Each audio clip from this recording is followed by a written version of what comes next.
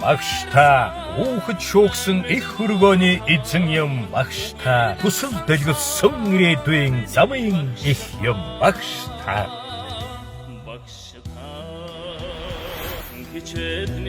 Багштай нэвтрүүлгийн энэ удаагийн дугаартаа Баянзүрх дүүргийн улсын тэргүүний 61-р цэцэрлэгийн багш Бурмаа Гүрж оролцууллаа.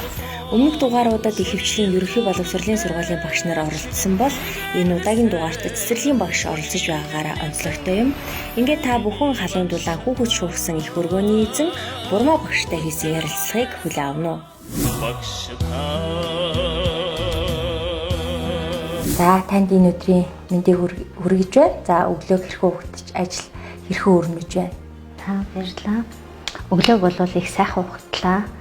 Өөрийн гэсэн одоо хашаанда зөвлөг модоо усалсан шиг 2 зээ хүүхэд минь намайг тааж бужигнал энэ өглөө бол үнэхээр сайхан эхэллээ. Тэгээд бас та бүхний урилгыг хүлээж аваад өнөөдөр энэ нэвтрүүлэгт оролцсон гэсэн учраас бас их чамгүй сэтгэл догдолч ийм нэг баяр баясгалантай догтлолтой ийм л өглөө байлаа да. За баярлалаа. Эхний асуулт маань цэцэрлэгийн багш мэргэжлийг яагаад сонгох болов? Энэ мэргэжлийг сонгоход ямар хүмүүс нөлөөлөв? За би айлын том охин тэгээд доороо 5 дүүтэй. Тэгээд 8 дугаар анги төгсөөд бидний үед чинь хуваар ирдэг байсан. Техникум, тэгээд техник мэргэжлийн сургууль, ТЭМС гэх тэр үед ирдэг байлаа л да. Тэгээд манай ээж болохоор надад одоо шууд тэгж хэлдэг байсан. Миний охин айлын том охин их баригч бол гэл надад зөвлөн. Тэгээд тэр үед би одоо миний дотор хүсэл мөрөөдөл маань бол би зөөлөн эдлийн ойдлчин болно. Одоо ийм одоо нөгөө арьсан ийм гоё гадна хувц соёж өмсдөг. Би тийм ойдлчин болно гэж их боддог байлаа. Гэтэл тэр сургууль маань ТЭМС гадаадд сурдаг байсан байхгүй юу. Тэгээ би тийм сургуулийг ирэн тэгэд нөгөө хүүхэд тухайнаар аягүй ингэ бодцоо. Яд ээжийнхаа санааг амраагаад тэгё би юу яа. Их баригч болъё. Тэр үед чи одоо 4 анги гэдэг чинь 100 гаруй хүүхэд төгсөж явахад би нэг 11 2-т нь жигсчихлээ да. Тэгэхэд би сургууль авах боломжтой.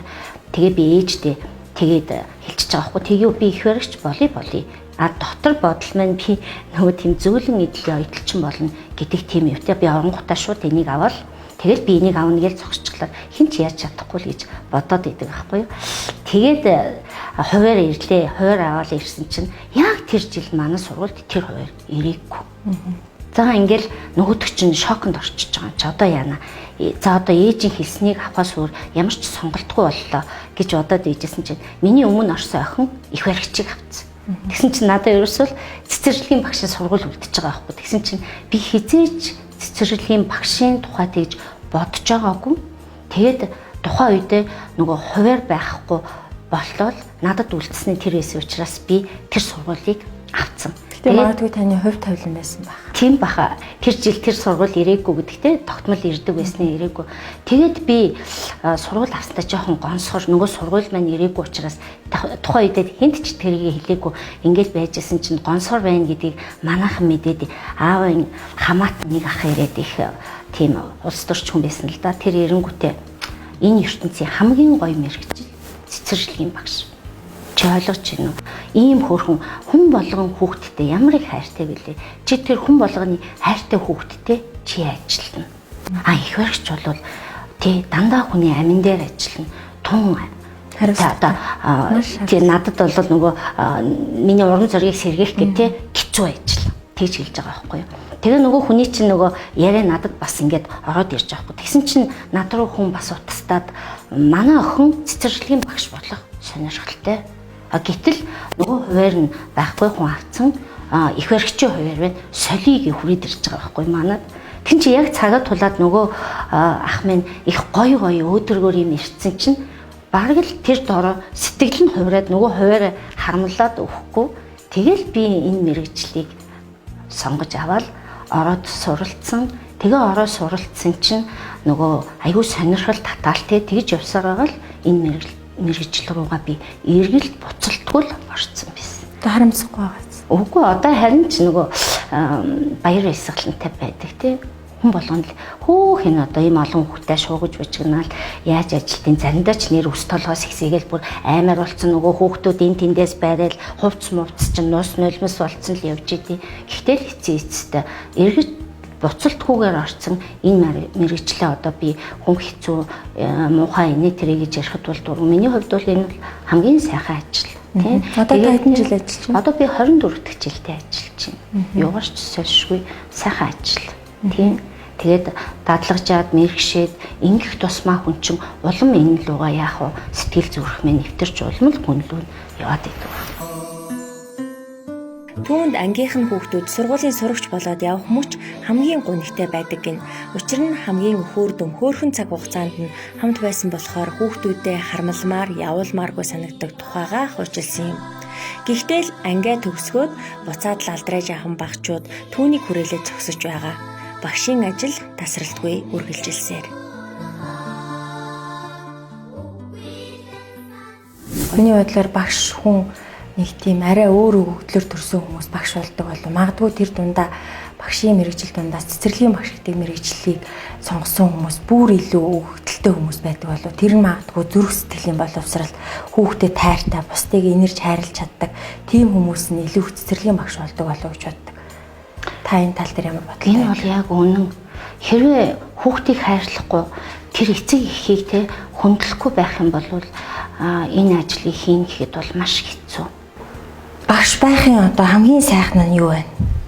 Багш байхын хамгийн сайхан нь ерөөсөө тийм юу гэдэг. Эрүүл сарвал сайхан хүүхдүүд. Тэгээд хүүхдүүдийн минь ирж авч байгаа нэг хүүхдийн цаана гэхэд дор хаяж 4-8 хүн байдаг байхгүй юу? Ирж аав нь үйлчилж байгаа бид нартай одоо нөгөө харьцаанд одоо ингээд нийгэмд одоо бид нар хоорондоо харьцаж шít нэг хүүхдийн төлөө өөрөө хүлээгээд энэ хүмүүс мань би нэг ойлгоод ингээд их сайхан нүд нь ингээд гэрэлтээд ингээд сайхан байх талаар их хатжагалтай байдаг. Тэр хүн болгоны ингээд нүүр ингээд тавилан сайхан харагдаж байгаа бол их сайхан байдаг. Өглөөдөөж оройдооч хүүхдүүдээ өгч хавалцаад бүгдээрээ ингээд аз жаргалтай одоо та сайн байна уу? Одоо ийм өдөр ийм зүйл боллоо хүүхдэд нь хэлээ те нөгөө хүмүүс бид нэр харилцан бие биенээ ойлголцоод ингээд явж хахад тэр хүмүүсийн нүүр царай сайхан гэрэлтэй тунгалаг байхлаар л их сайхан байдаг.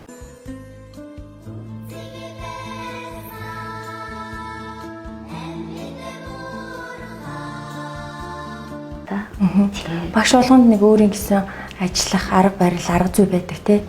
Та хувьдаа өөрийгөө би нэг тийм арга зүй, арга барилыг чанд баримталж явдаг даа гэд яривал ямар арга зүй хэлэх вэ? Би анх багш болчоод ингэж бодож ирсэн.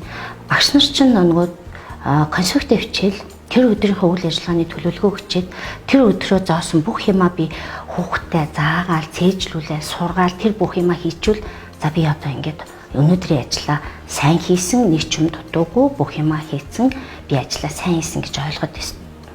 Тэгж боддог байсан байхгүй юу? Гэтэл нөгөө ингээд ажиллаад ирэхлээр нөгөө байдал одоо тийм биш болж байгаа байхгүй. Тэр хийх нь гарцаагүй багш хүний ажил. Түүнээс илүүтэйгээр юу байх вэ гэвэл тэр хүүхдийнхаа нөгөө сэтгэл зүрхийг чагнах, тэр хүүхдийг ажиглах, тэр хүүхдийг мэдж танихтал багш хүний нөгөө ажлын онцлог нь тэнд байдаг байхгүй юу? Хэрвээ тэр хүүхэд юунд дуртай вэ? Юуг сонирхдаг вэ? Юуг сайн хийдэг вэ гэдгийг л тэр багш ажиглаад, ярилцаад, тэрийг л ойлгож мэдэж аваад тэр хүүхдийг дуртай зүйл рүү чиглүүлж чадчихвал тэр одоо их мундаг сайн багш болно. Энэ их чухал юм а гэдгийг л яваандаа болвол би бол их сайн ойлгосон. Тэгээ одоо ингээд өөрийнхөө ингээд ажиллаж байгаа арга барил юмыг ингээд хараад байхад миний хувьд бол хүүхэд болгонтой нэг тулж ажиллах л илүү одоо юу гэдэг дуртай байдаг. Яг гэх юм бол тэгснээр л тэр хүүхдээ илүү сайн таньж мэдээд тэгээд нөгөө миний явуулж байгаа үйл ажиллагаа илүү их амжилттай болоод идэв байхгүй юу? Тэгж чадаагүй нөгөө өөртөө би энэ хичээлийг ч юм уу энэ үйл ажиллагааг ингээ явуулахад гоё болно, сайхан болно гэд бид нар одоо тэгээ орчдөг гэдэл. Гэтэл ингээл нөгөө танхим дотор сууж байгаа хүүхдүүдэд харахаар нүд нь одоо тийм биш. Гунигтай ч юм уу тэгээ залхсан маягтай сууж ивэл би тэр хичээлийг үргэлжлүүлээд хэрэггүй, үйл ажиллагааг үргэлжлүүлээд хэрэггүй. Чи одоо энэ хүүхдээ яасан бэ нү? таньж мэдээгүй байна. Хүсэл зорилго өнөөдрийн одоо хийх дур сонирхлыг чи мэдээгүй байгаа байхгүй юу? Тийм учраас тэр үйл ажиллагааг зогсоогоо зүгээр хүүхдээ чөлөөтэй тоглуулсан дээр. 24 жил гэдэг бол баггүй хугацаа шүү дээ. Тийм болохоор одоо ингээд залуу багш нар танаа дээр бас ирж байгаа ах тий дөнгөж төгссөн. Ийм багш нарт хандаж ямар үг хэлэх вэ? Мөн одоо ахмад настай багш нараас сурах ёстой зүйл ямар зүйл байдаг вэ? Хамт олон дотроо залуу боловсон хүчнийг мэдээж тогтоогоод гаргах гэж хичээн штэ. Гэтэл манайд сүүлийн хэдэн жил бол залуу багш нар ирээл 2-3 сар ажиллаад болж байгаа байхгүй юу? Тэр нөгөө хит олон ажлын нөгөө ачааллаас эв дүүгээ нөгөө олж чадахгүйгаас улаад шантраад нөгөө багш нар маань өөр чиглэлд ч юм уу те ингээ яваад өгч байгаа байхгүй. Та шантарч ийн л гэж харж байна уу? Би бодохдоо бол тэдний шантарч ийн гэж хараад байгаа байхгүй. Сургалтын одоо таны үед сурж исэн сургалтын одоо сургах тогтолцоо одоо үед сурж байгаа багш нарын сургалтын системд хоёрт ялгаа байгаа болов? Бас ялгаанууд бол орж ирж байгаа л да. Бидний төгсөөд ороход бол ядаж анги дүүргэлт бол хэвэн хэмжээтэй байсан 25-30 хүүхэдтэй. Тэгээд нөгөө нийтийг хамарсан сургалт багш төвтэй ийм сургалтууд байсан. Одоо бол багш төвтэй сургалтаас татгалзаад хүүхд төвтэй сургалт руу шилжиж байгаа байхгүй юу? Гэтэл энэ сургалтыг нөгөө зохион байгуулахад энэ мэн өмнөх нөгөө сургалтаас жоохон бас бэрхшээлтэй. Тэр нь нөгөө миний хэлээд байгаа хүүхд болгоноо таньж мэдэх судалж мэдхээс л эхэлдэг ажил байхгүй юу? Тийм. Тэгээд танай анги хэдэн хүүхэдтэй байна гэж? Одоо сая би бэлтгэл бүлэг төгсөсөн манай ангиас бол 54 хүүхэд төгссөн. Нэг анги 54. Сүүлийн хэдэн жил ер нь дандаа л ийм өндөр олон хүүхдүүдтэй ажиллаж байна уу? Ер нь цэцэрлэгийн хүрэлцээ хангамж муутай. Гэтэл бид нар одоо өөрийнхөө одоо ажиллах нөхцөлийг бодоод би өнөөдөр багш хүнийхээ хувьд би авах ёстой 30-35 хүүхдээ авъя гэх тийм эрх надад байна штэ тий. Гэтэл хүн одоо үнэхээр ингээд амьдрахын эрхээр хүүхдэд төгжээ явдаг одоо ингээд шатлаа англиэд ингээд үү тийм юм сонсогдоход хамгийн түрүүнд бид нар тэрийг аюух эмзэглэж хүлээж авдаг.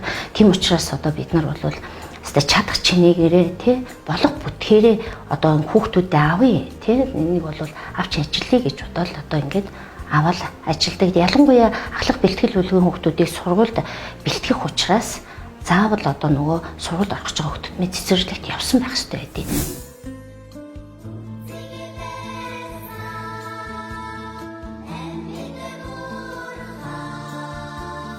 Амьдралд мартагдгааргүй хамгийн сайхан дурсамжаас хуваалцаач гэвэл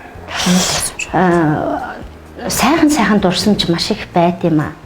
Бид хэд дээр нэг яаралтай нэг шуурхаа аваад нэг хэдэн минутын цугларалт багш нар дээр зарлаад нэг 5 цаг үед ороод нэг 5:20-30 гээд бид нар буцаад хараад гарсан чи манай анги наамж бүр хаалга хаацсан байгаа байхгүй. Оройн таралтын үеэр хязгаарч хаалга хаахгүй их халуун байдаг олон хүн орж гардаг учраас манай анги ер нь ангиудын хаалга дэлгээтэй байдаг байхгүй. Тэгэхээр хаац би бүр гайхаад энэ тэгээ яагаад нэг ч хүн ингээд гарч ирдгүй энэ хаалгаар чинь ингээд ангийнхаа хаалган дээр очиод хаалгаа ангил нээсэн чинь би яг нэг хүлэмжинд орж байгаа юм шиг пүнк гэл ингээл амар халуун агаар хүлээж байгаа. Тэгсэн чинь ингээл хүлээ авах жижигхэн өрөөнд ээж аамдар маань ингээл харцаад л хөлсөн гарцсан бүгдээр ингээл хөлс мүсээ арчицсан бүгдээр хүүхдүүд нь ангида. Тэгэл намайг ороод ирсэн чинь бүгдээрээ нөгөө ээж аамдар чинь босоод ингээл би бүр гайхаад "Хөө таанч чи явахгүй энд юу хийж байгаа юм бэ?" гэдгсэн чинь төгсөлт болж байгаа.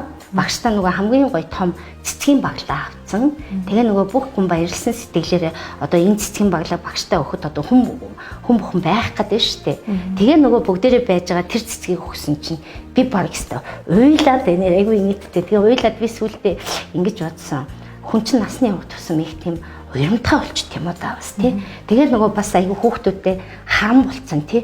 Одоо нөгөө ингэж ийм гоё болцсон хүүхдүүд мэн төгсөөд явах гээд байдаг. Тэгээ би бүр харамлаад уйлна. Нөгөө цэцгийг хараад баярлаад уйлна. Яг тэгчихсэн байхгүй. Тэгээ тэр үед хэлжсэн тэр үг мөг нь гайхалтай бүр. Амьдралд авчихсан баг 2 дахь тийм гайхалтай том цэцгийн баглаа халуунд дулаа гайхмаар байсан. Тэгэхэд би баг л нисчихсэн баха. Тэр сайхан байсан тий. Танд аав усыг заасан хамгийн анхны багш ямар багш вэ? Та аль сургуулийг төгссөн бэ? Харамжлаа. Би Баянзүрх дүүрэгтэй л байсан да. Одоо энэ бага ангид байхдаа би юу яасан? 69 дугаар сургуулийн Цэрэн долгор гэдэг их ахмад настай багш ангид орж ирсэн. Их тийм бас хүүхдэд хайртай тийм мундаг багш байсан. Бүх хүүхдүүдтэй их хайртай.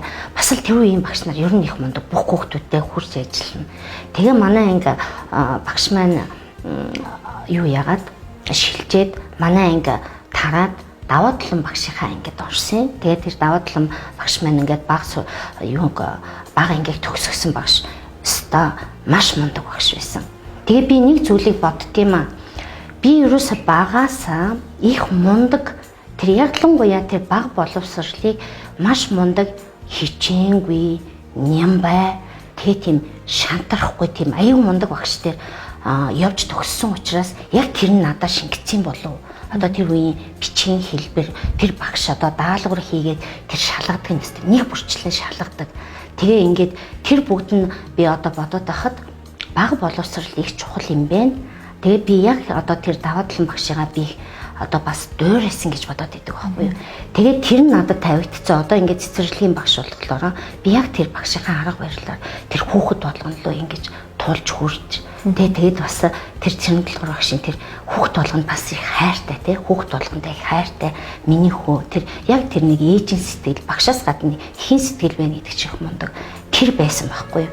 Тэр бүгд би өөрөө ч мэдэхгүй энэ бүгдийг авцсан. Эргээд энэ миний мэргэжил дээр энэ мэн бас ингээд байгаад байна гэж одоогийн өндөрлгөөс одоо тий би одоо бид нар чинь 50 хүрч явж байгаа энэ насны дээрээ би эргээд бодохлоор яг тэгж бодогдоод идэв.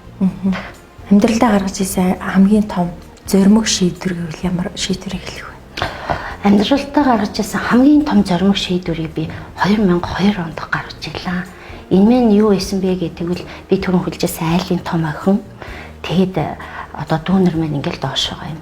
Гэтэл би өөрөө одоо ингээд цэцэрлэгт овоо хэдэн жил ажиллаад 26 нас ингээ хүртэл надад өөрийн гэсэн одоо зүйл болоо нэг тийм эд хөрөнгө талаас ярих юм бол байгаагүй л дээ. Би одоо ингээл юмаа сайн хийгээл ингээ явж исэн ч гэсэн. Гэтэл тэр үед миний хүсэл мөрөөдөл юу байсан бэ гэвэл би маш гоё газартай, би өөрийн гэсэн гоё тийм амьны орон сууцтай болъё гэдэг ийм хүсэл мөрөөдөл байсан. Тэгээ тэрийгэ тогтчлаа гоё амьдрах ийм хүсэл мөрөөдөл байсан. Гэтэл би яг энэ цалингаараа бол тэр хүсэл мөрөөдөлтөө хүрэхин тулд их одоо хол цай байна. Тооцоод үзэхэд. Тэгээд би 2002 онд 2 дахь хүүхдээ гаргачаад би одоо зоримог шийдвэр гаргаад манад одоо Германд оюутан багтаа хүмүүс ингээ гараад ажилт юм байна. Та гараад ажил. Өөрийнхөө хүсэл мөрөөдлийг биелүүл амьдрал ахуйгаа дээш нь татъя гэд манай эмэгтэй дүү Германд оюутан байж байгаа. Надад тэгчихсэн. Тэгээд охин 4 настай хүү 8 сартай байхад би одоо энэ алхмыг хийгээд хүүмэн хөхөг миний одоо ингээ хөхний сүв асгараад би одоо Улаанбаатар Москва вагоноор ингээд хөхөөс хаагаад бол явж исэн. Тэр үед бол өстой маш хатуу байсан. Вокзалаас би ингээл хөдлөө явж байхдаа тэр 8 сартай хүү одоо 4-5 хүрч байгаа охин минь орилол үлдчихэж хахад тухайн үед бол аимшигтай байсан. Шүдээ зугаа. Ёстой зуусан. Хүний газар очиод би бол жингээ алдаад тэгээ тэр битгий ингээ миний үс бүр ингээд аймаар ингээ хойдолтой бүр ингээ багцаараа ингээ цайцсан байсан ингээ манай найзууд ярьдаг байхгүй юу. Гэтэ тэрийг би ардаа нүдтэй биш тэрийг мэдхгүй л яваад идэв байсан байгаа юм чинь. Тэгээ би хүний газар очичоод хэл мэдэхгүй нөгөөдөг чи одоо эхлээд. Тэгээ тэнд очисон чинь за нөгөө Швейцарт чинь Францаар ярьдаг газар.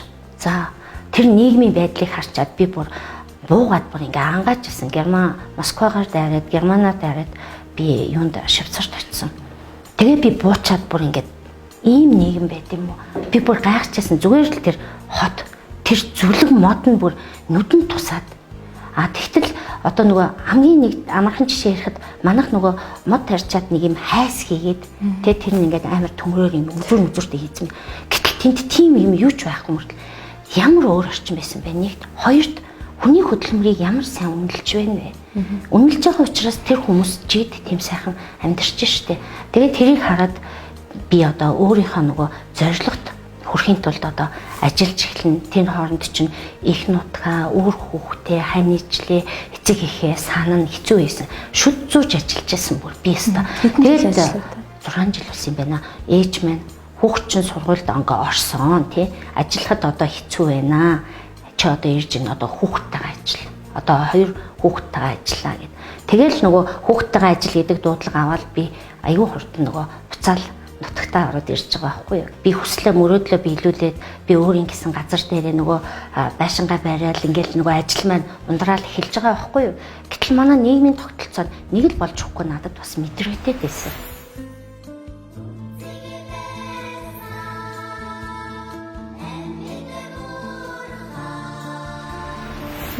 Одоо танаас боловсролын салбарт одоо яг ийм бага ангийн багш, бага ангийн цэцэрлэгийн багш байх энэ сургалтын үйл явц боловсролын энэ тогтолцоон дээр нэг энийг засчвал өөрчлөгдөх ч юм уу? Энийг ингэж өөрчлөмөр байна гэдэг юм. Тийм санаа сэтэл байдгүй. Ялангуяа цэцэрлэгийн багшийн сургалтын тогтолцоо чанаргүй багш нар бэлтгэдээд гараад байна гэж түрүүн та ярьж ирсэн. Байлгүй яах вэ? Энэ зөвхөн одоо ингээл хүүхдийг хайрлал ажиллахлаар энэ ажлыг амжилттай сайн хийгээ хүүхдээ хөгжүүлээд байна гэсэн үг биш л дээ. Энэ бол хүн чинь тодорхой хэмжээний сурган сэтгэл судлалыг судлаад тэгээд одоо дуу хөгжим, биеийн тамир, одоо бүжиглэх, дуулах, хөдөлгөөний эвсэл, сонсгол те бүх зүйлээ бас жигд хөгжүүлж иж орж ирж хийдэг ажил байхгүй юу? Яг гэх юм бол бид нар чинь одоо хүүхдийнхээ өмнө хүүхдүүдтэйхээ тэр төм өмнө эцэг их өмнө гарч ингэж яах вэ? Бүжиглэнэ. Гэтэл бид нар ингээд дасгал хөдөлгөөнөө ингээд хийхдээ багш нь одоо эв дүү муутай хийгээд байвал ямар үлгэр дуурайл ах вэ? Одоо бид нар бол ингээд тэр зохиосон дасгал хөдөлгөөнөө хүртэл одоо энэ хүүхдэд ийм зүйл дутуу байгаа гэдэг үүднээсээ өөрсдөө зохиомжилж аваад тэрийг хөгжимтойгоо хослуулад яах вэ? Бид нар чинь хийж явах хэрэгтэй. Энийг хийхин тулд хэрвээ багш гоё хийх юм бол хүүхэд яг багш шиг хийнэ. Хэрвээ багш ирээдүйн хэмнэл сонсголгүй хөдөлгөөний эвслэлгүй хийх юм бол хүүхэд яг тэр багшийг дуурайна. Ийм учраас энэ цэцэрлэгийн багшийн шалгуур үзүүл өндөр байх ёстой. Бүр Монгол улс хөгжил гэж бодож байгаа бол энэ өндөр байх ёстой. Хэрвээ энэ үед нь юмын зөв тавиад өгчвөл тэр хүүхдүүд чинь зөв чигтэл явна. Тэгээд ингээ харж хахад хувийн ихтэй сургуулиудын байгаа багш нарт одоо тэр хичээл зааж байгаа багш нарын ур чадварыг өшөө сайн чанартай одоо бидний үед байсан шиг тийм мундаг багш нар заах хэрэгтэй байхгүй юу? Хэрвээ ийм сайн боловсон хүчнийг баг хамт олныг бүрдүүлж чадахгүй бол танаас сургууль цэцэрлэгийн багшийн анги нээгээд яах юм бэ? Хэрэггүй. Ерөөсөө хэрэггүй. Тэр хүний эд хөрөнгөөр тоглож байгаа л асуудал байхгүй юу? Тэгээд тэр боловсон хүчин чи яах вэ? Маш хурдан шантраад ингээд буцаад байгаа байхгүй юу? Эргээд байгаа байхгүй юу? Тэр анхны алхам шалгуураад авч чадахгүй унаад байгаа байхгүй юу? Энэ биднэрт ингээд ялгардаг. Одоо манай төрөлх сургуулийн оюутнууд мөн одоо хувийн сургуулийн оюутнууд хоёр ингээд хоёр талаасаа уулзалтад ороод ирж байгаа байхгүй юу? Дадлага хийх гээд бид нар дээр ороод ирж байгаа. Гэтэл тэр хоёр зөрүүтэй. Гэтэл бүгдээрээ хувийн сургуулиудын муу байгаа гэж хэлэхгүй масс чинь жоохон ихтэй дээ шүү тийм сул оюутнуудын масс ихтэй дээ шүү. Тэгэхээр зэргийн боловсон хүчнээ бол хувийн ихтэй сургуулиуд маань багш нараа хүчрэхийг баг хамт олныг бүрдүүлээч. Тэгвэл тэд нар чинь залуу байх нь хамаагүй хүчрэхийг мэдлэгтэй улсууд ороод ирвэл тэр чинь оюутнуудаа хөрхөн аваа явчих штеп. За бид хоёрын ярилцах цаг бас өндөрлөх тийшээ хандж байна. Миний асуугаагүй бас таны нэг хэлчих юмсан ярих юмсан гэсэн асуудал байна уу? Байвал тийм тэр тал дээр ярьж. Бидний үед бол ингэдэг байсан л да. За хүүхэд гэдэг бол цэвэрхэн цаасаа. Та нар тэр хүүхдийг аваад багш хүмүүжлээд байгаа шүү л гэж хэлдэг байсан. Гэтэл одоо бол тийм биш ээ тий. Одоо гэр бүл анхны орчин сургууль хүмүүжүүлэх орчин чи ерөөсөө л гэр бүл. Тэгэхээр зэрэг хүүхдээ баг байна, балчир байна гэхгүйгээр ерөөсөө ээж аав л хоёр чинь ээж аав эмээ өвөө чинь анхны сургууль хүмүүжүүлэгч нар байдаг байхгүй юу? Тийм учраас хүүхдэд өнөөдөр 1 2 3 4 тоо заах биш, хэл заах биш. Одоо хамгийн чухал юм юу гэдэг вэ гэвэл эрүүл ахуйн талын юм заах л их хэрэгтэй. Тэрэн жишээлх юм бол юу гэвэл гараа зөө угаах, шүдээ угаах. Өдөрт 3 удаа одоо ингээл хоол цагаа идэж уугаад тэрийг шүдээ угаах. Хогийн савнд хогоо хийх. Тийм ээ. Одоо гадаа хүүхд тэмчээд хаанч бие засуулсан яа гэдгүүгээд байхгүй. Одоо машин техниктэй харьцаад хүүхдийн суудал бол заавал байж ах хэвээр. Нөгөө талаар одоо энэ телевиз компьютерийн эрүү ирчээд байгаа үед хамгийн том одоо нөгөө эхний сургууль хүмүүжүүлэгч нарын минь хийж байгаа алдаа нь юу вэ гэвэл хүүхдтэй нөгөө цаг хязгааргүй зурагт компьютер гар утас өгдөг. За энэ бол хамгийн том алдаа. Тэгэхээр Тэгэхээр цэцэрлэг бол хүнийг бол одоо тоолдог, уншиж, бичүүлж, хэлэн сургадаг газар биш ээ. Бид нар бол ерөөсөө ариун цэвэр эрүүл ахуйн талын бүх зүйлийг өгөөд нөгөө сургууль бэлдэх айгүй гоё хөрсийг бэлдэж өгч байгаа байхгүй. Маш гоё зөв боловсон ийм хөрс бэлтгэсэн байхад тэн дээр нөгөө бага ангийн багш чинь А, Б тоо үсгийн заагаа явахад тэр хүүхдүүд минь яг жинхэнэ зөв ингэж урд соёолж гарч ирэх хэрэгтэй байхгүй юу? Тэгээд бидний зүгээс зарим нэг жоохон зурчилтэй юм юу гэдэг вэ? Манай хүүхдийг бичүүлээ сургаадах, тоолуулаа сургаадах гэдэг байхгүй. Тэр чухал биш. Энийг одоо би бол дандаа эцэг ихтэй хэлдэг. Тэгээ бүгдээрээ энэ зүйл дээрээ ингээд анхаарал ажиллах юм бол манай хүүхдүүд минь яг зөв боловсон, маш гоё зөв боловсон иргэн гарна гэдэг чинь хамгийн чухал байгаа байхгүй юу? Энийг их чухал та. За баярлалаа.